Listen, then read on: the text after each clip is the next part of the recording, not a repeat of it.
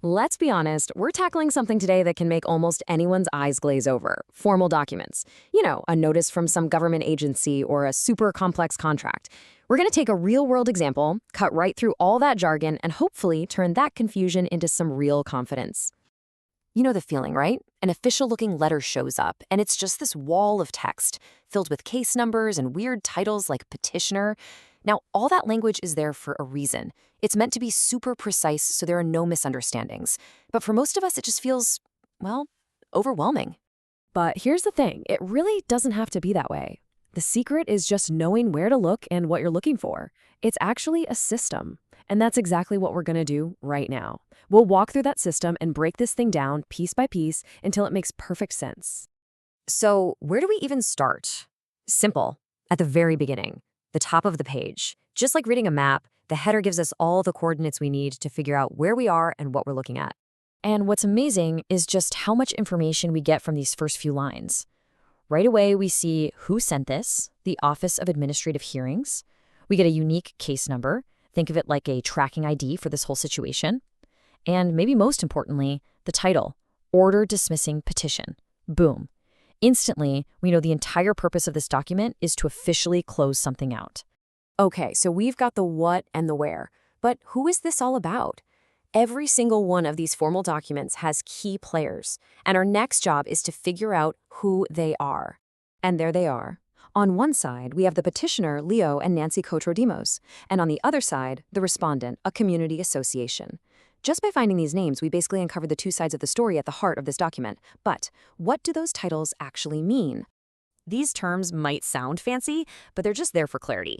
A petitioner is simply the party who started this whole thing. They filed a petition, which is really just a formal request. The respondent is the party that has to, well, respond to it. Think of it like one person asking a very formal question and the other person being required to give a very formal answer. And of course, every game needs a referee, right? That's Michael G. Wales, the administrative law judge. Now, this isn't a judge you'd see in a big criminal trial. An administrative law judge is a specialist who handles disputes involving government agencies, making sure all the rules are followed outside of a traditional courtroom. So, we know the who, what, and where. Now it's time for the big question. So what? We're about to dig into the heart of this document to find the core decision. You know, everything we've looked at so far has just been setting the stage. It's all been important context. But this next part, this is the entire reason the document was even created. This is the bottom line, the verdict. And there it is, all in one powerful sentence. The petition, that formal request from the Kotrodimoses, is being dismissed. And not just dismissed, but dismissed in its entirety. That language is designed to leave absolutely no room for doubt. The crucial point is, this case is over. But why? Well, the document tells us exactly why. And it wasn't some dramatic, contested ruling from the judge. It was actually a mutual agreement. The petitioners asked to back out, and in return, the respondent agreed to drop their own request for legal fees. So essentially, both sides just agreed to walk away. We're on the home stretch. We get the decision. We know why it was made. Now for the final section, the part that explains the legal power and really the permanence of this whole thing. This is where the document gets crystal clear. It states this is a final administrative decision. That means it's not a suggestion, it's not a draft, it's the end of the line. It also says it is not subject to a request for rehearing. In a situation like this, where everybody agreed to end it, the system is designed to just be final. That door is closed.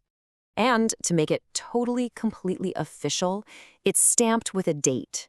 As of June 16, 2008, this matter was officially and legally done.